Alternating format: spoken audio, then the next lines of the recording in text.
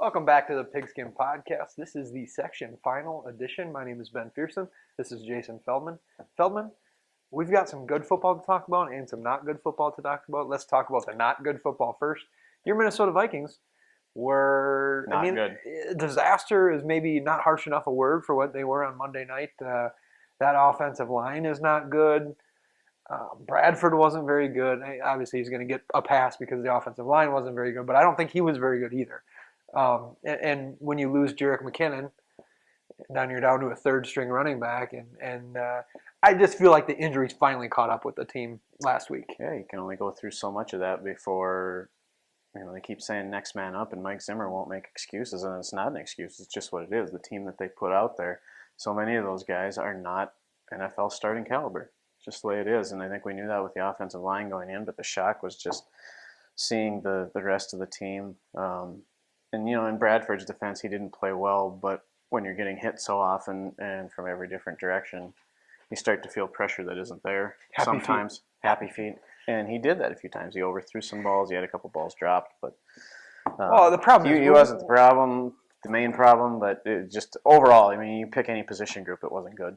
Well, when you say next man up and you look behind you and there's no one there. There's no man there. Yeah, there's no. The next man up is playing beside you. Yeah, he's in college right now, the next man right now. But yeah, we can freak out about it, but if they don't get healthy, that's what we're going to see. They got to get some guys back in that offensive line. I kind of wish they would have made a move today and Tuesday for the trade deadline, but they don't have any cap room, so they would have had to get rid of someone to get someone, and that is really tricky in the NFL.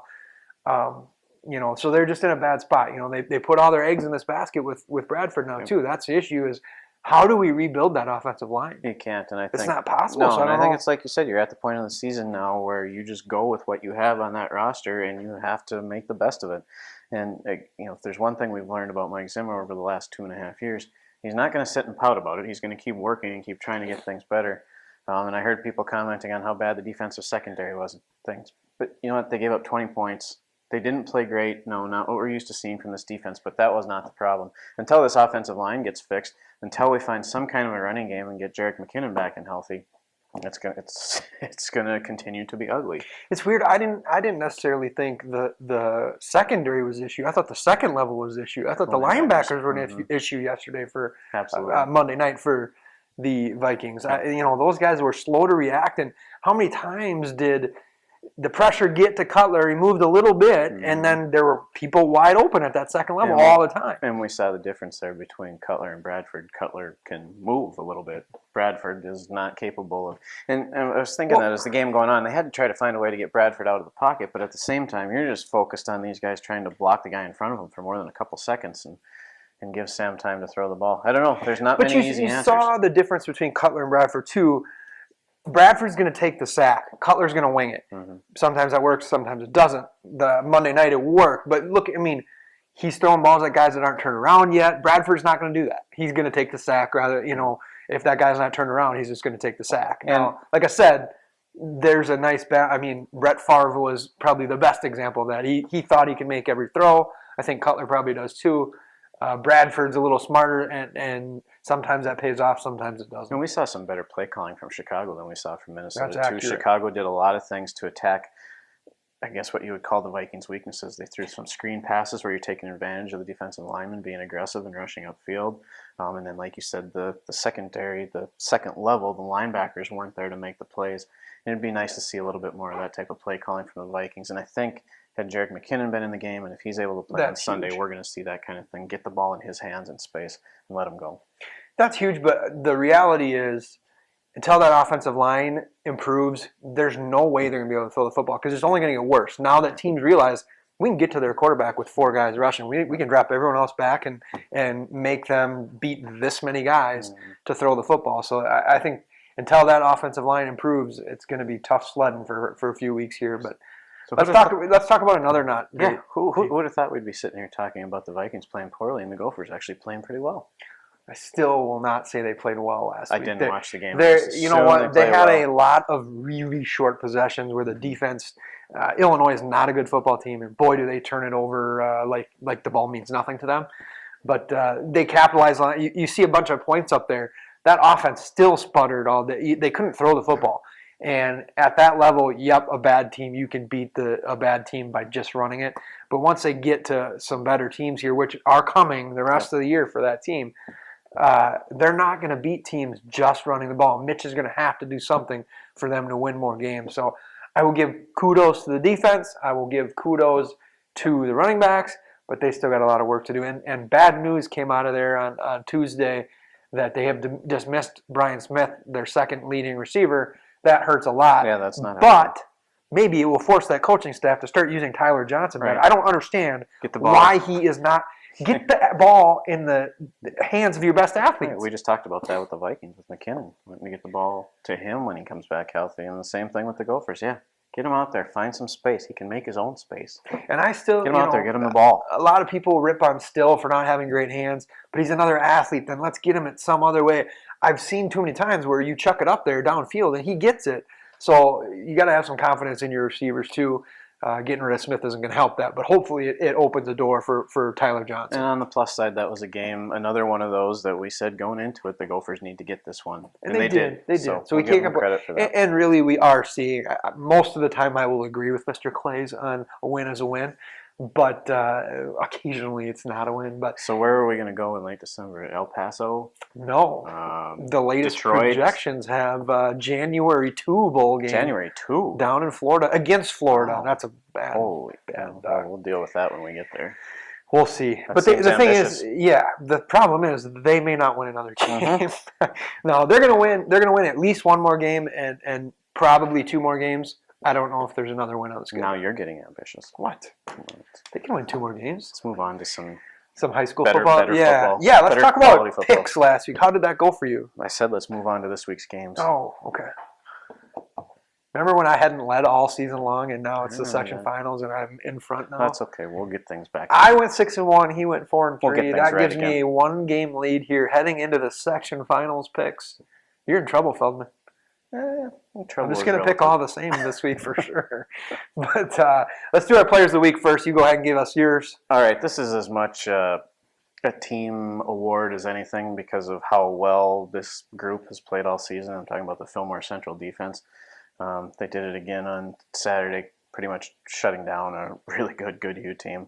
But I'm going to go with Riley Maines, their senior quarterback linebacker. He ran for a touchdown, passed for a touchdown, was in on a team-high 9 tackles.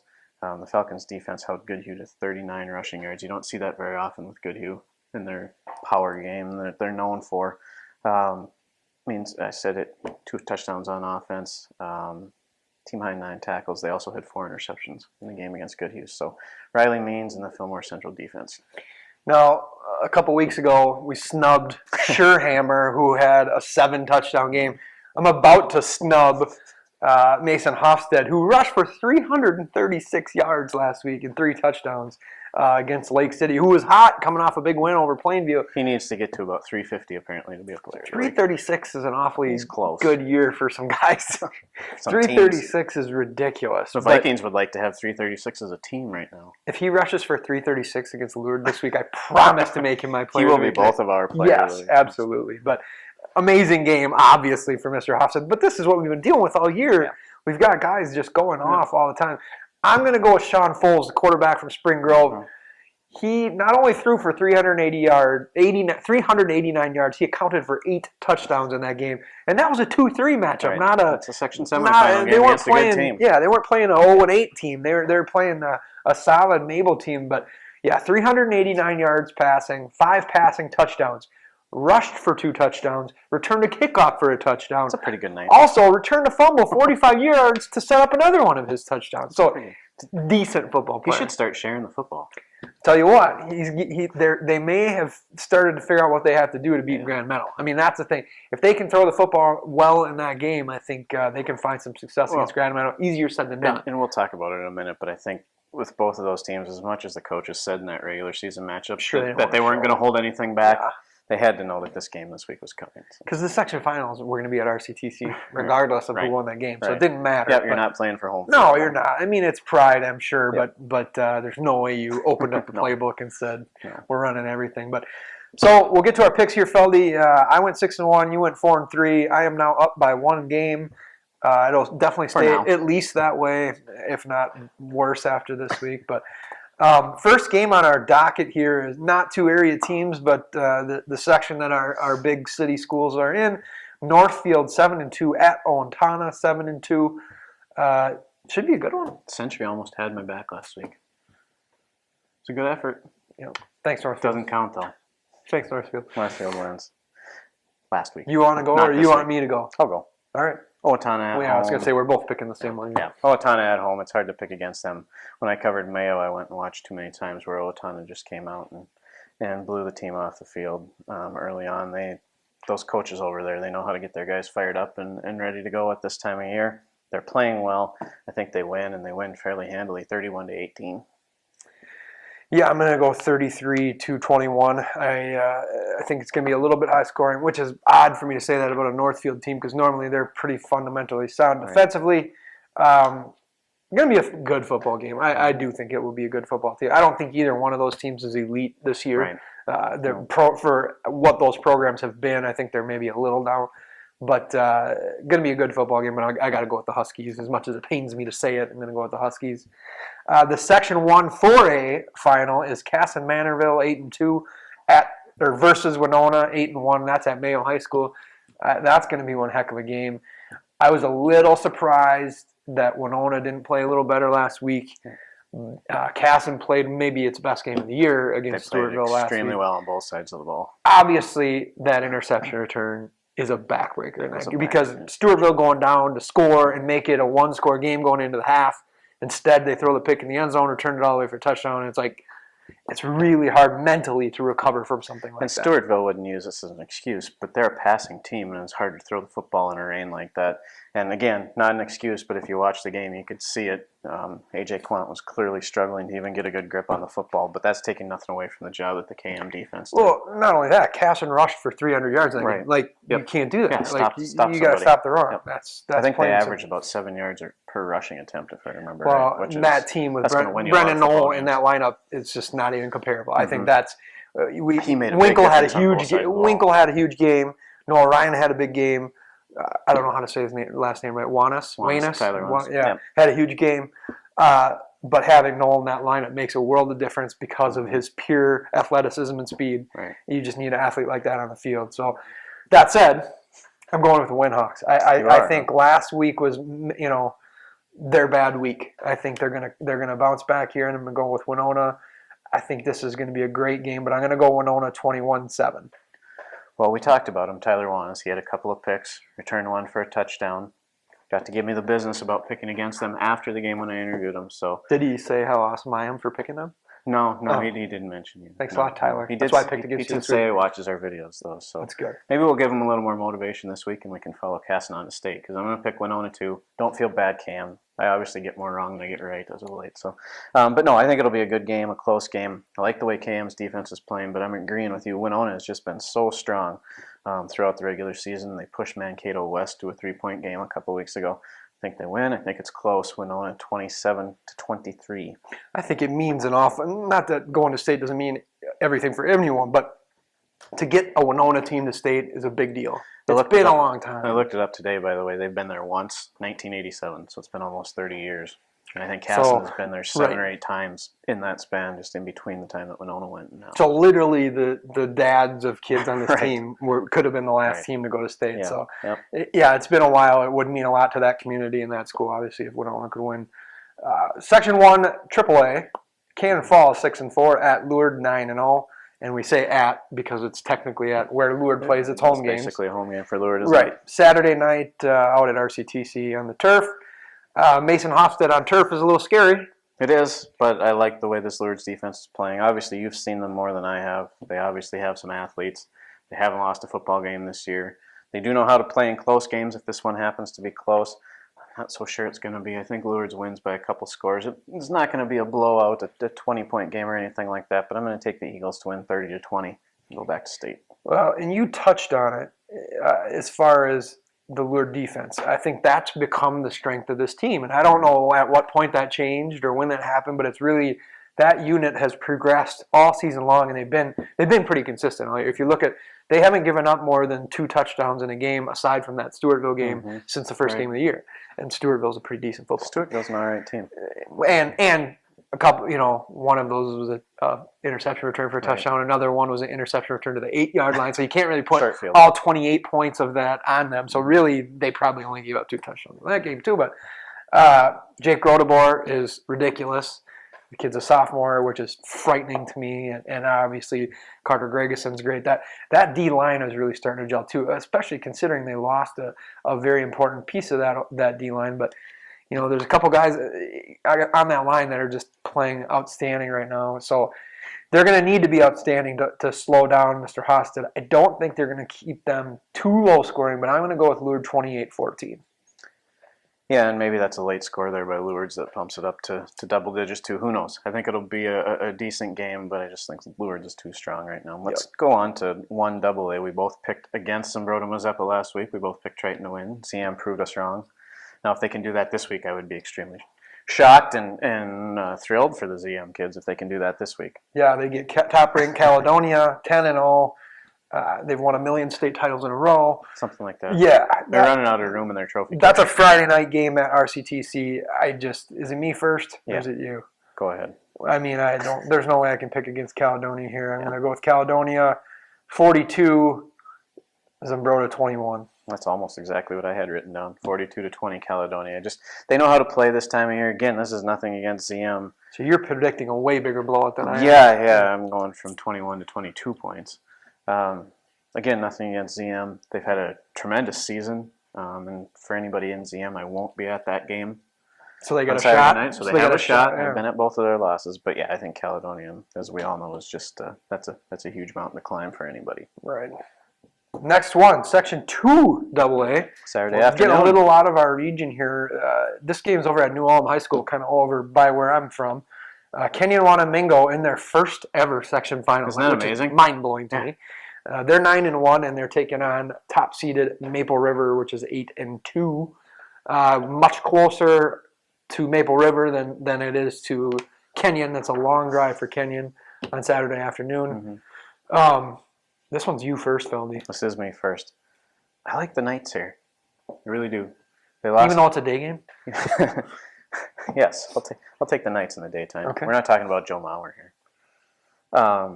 They lost their opener this year to Goodhue. Haven't lost since. Their defense has played extremely well. I think they've pitched something like 3 shutouts this season. Played well again Monday night against New Richland in that win.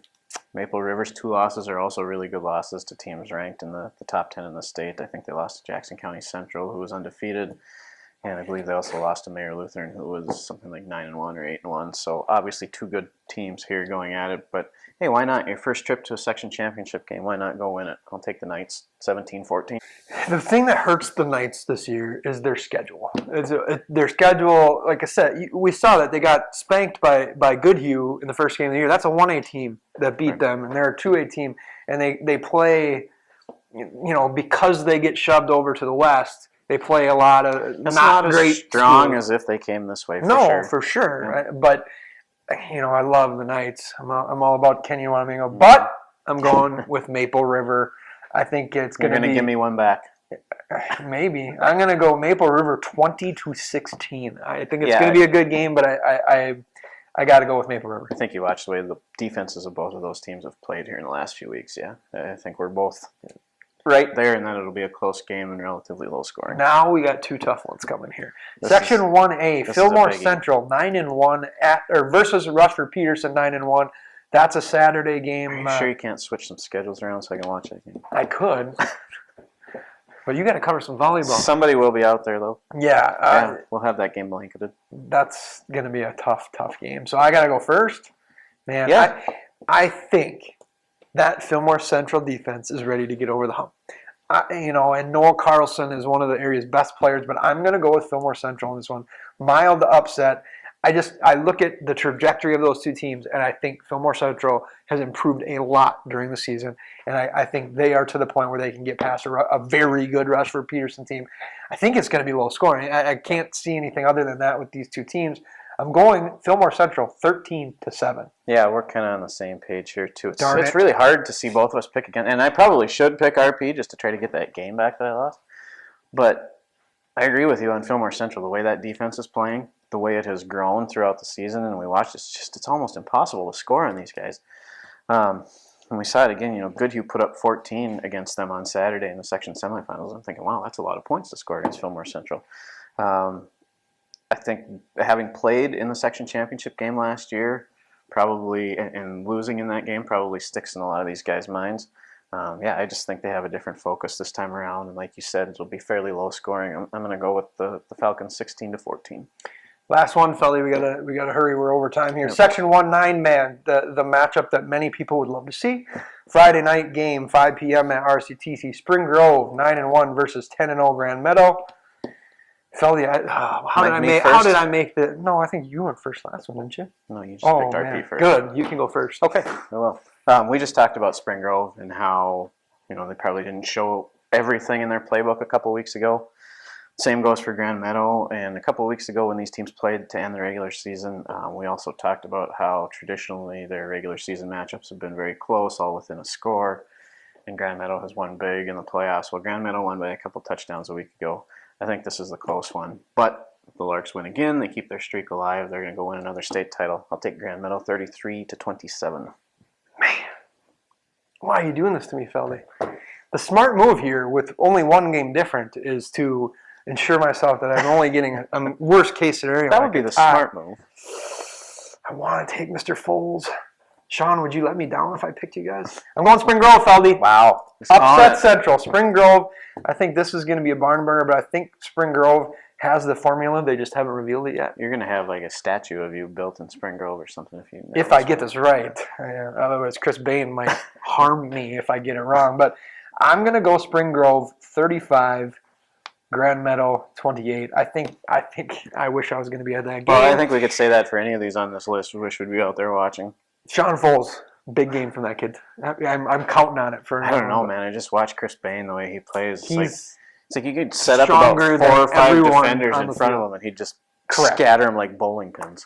They're going to put 9 in front of him. put all 9 guys right on Chris Bain. But we got to wrap her up, Feldy. I don't know. Are we going to do another show? Sure, why not? We'll see how many teams get to state. If it's our last one, thanks for watching.